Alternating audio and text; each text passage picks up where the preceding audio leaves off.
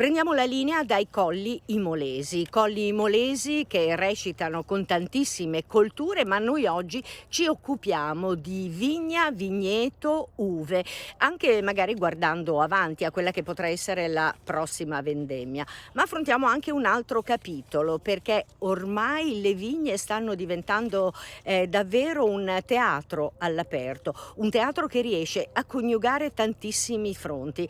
Naturalmente si termina sempre a tavola e brindando, però si mettono insieme pagine, note e tantissimi momenti e incontri. Allora ne parliamo con Jacopo Giovannini.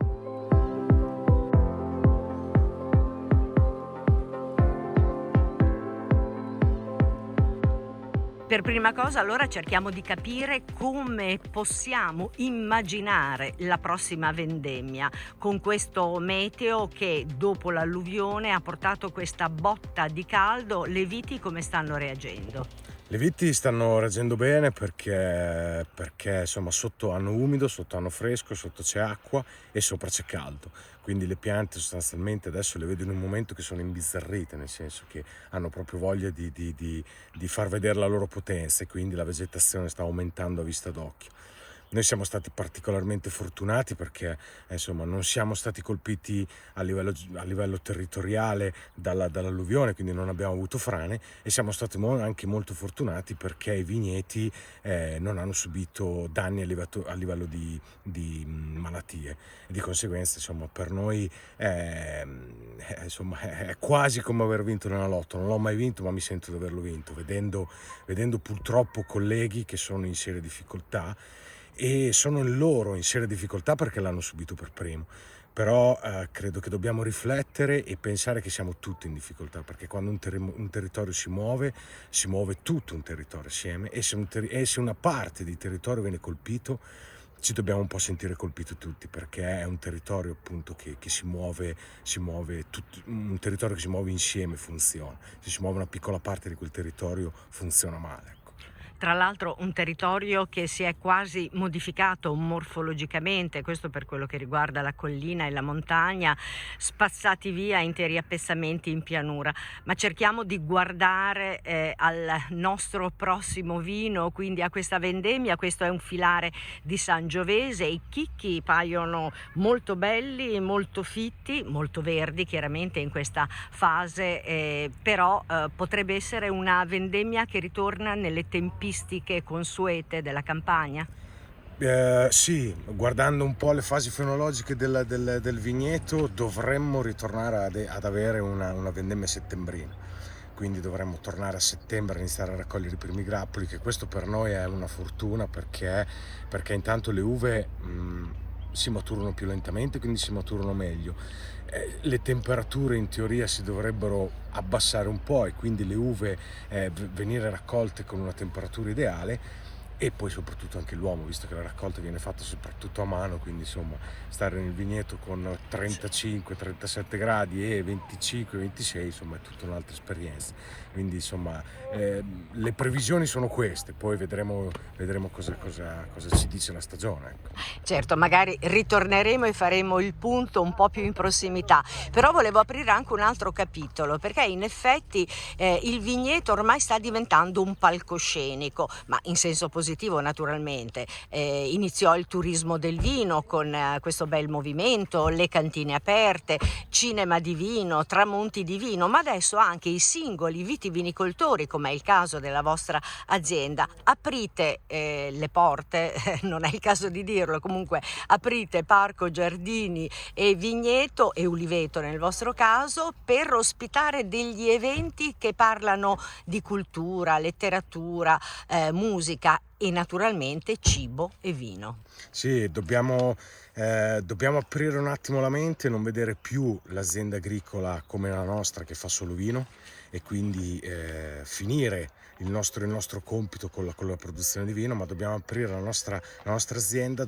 me mi piace parlare di azienda multifunzionale e una funzione importante di un'azienda vitivinicola è fare cultura, perché il cibo è cultura, l'enogastronomia è cultura e quindi quale meglio abbinamento se una cultura più, tra virgolette, normale, che eravamo più abituati, che è un libro, dobbiamo iniziare ad abbinare, perché per me sono due abbinamenti che stanno veramente bene, perché alla fine è uno sfogo di un'idea, da una parte è messo bianco su nero scritto e da una parte messo in bottiglia, e quindi per me lo vedo un connubio interessante e che può portarci a far conoscere le nostre campagne, che è fondamentale.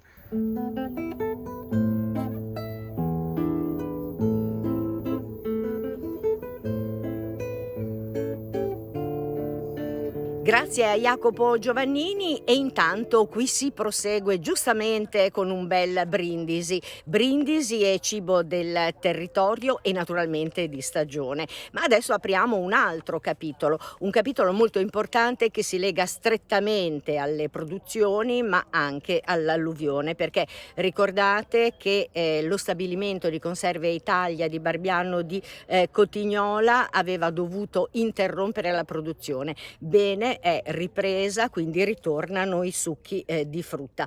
L'obiettivo, che all'indomani del disastro sembrava impossibile, è quello di ripristinare la piena operatività entro la fine di questo mese di giugno. I danni, che riguardano il magazzino dei prodotti finiti e delle scorte, ma anche macchinari, impianti e piazzali, sono enormi e la quantificazione è ancora in corso. Ma sentiamo le testimonianze raccolte in occasione della ripartenza.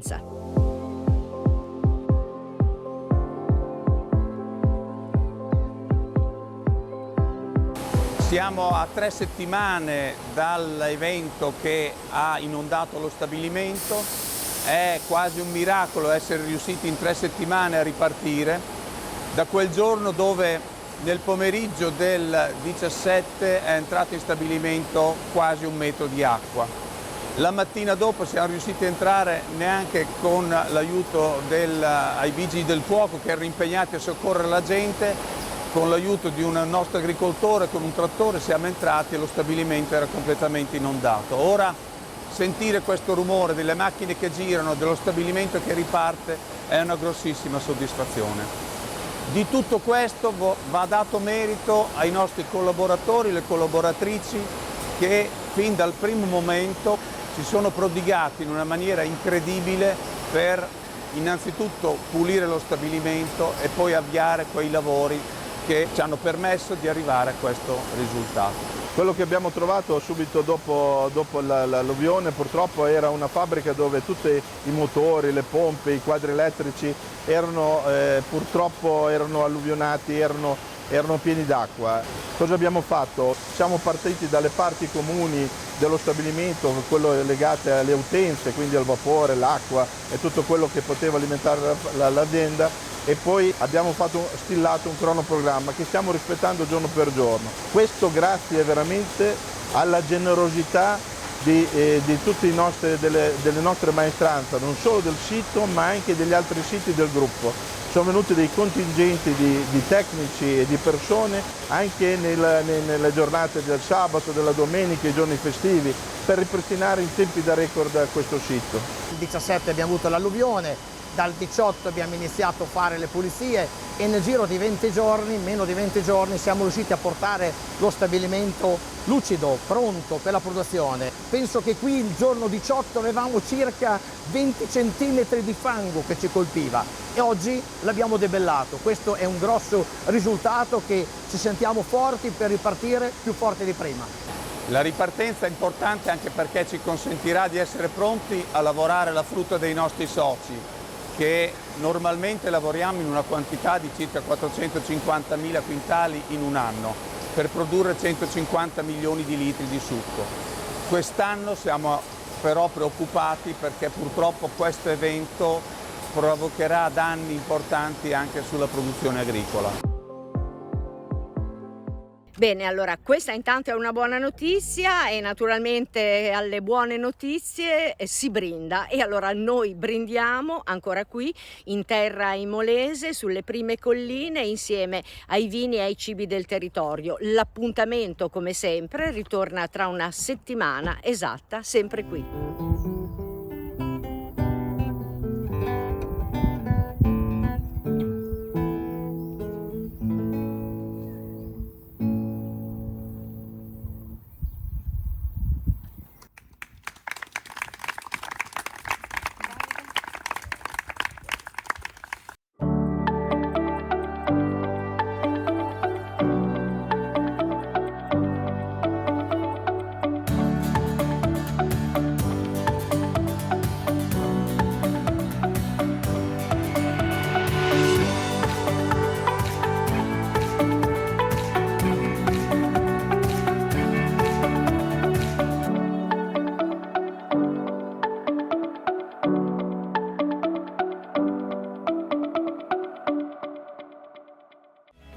in collaborazione con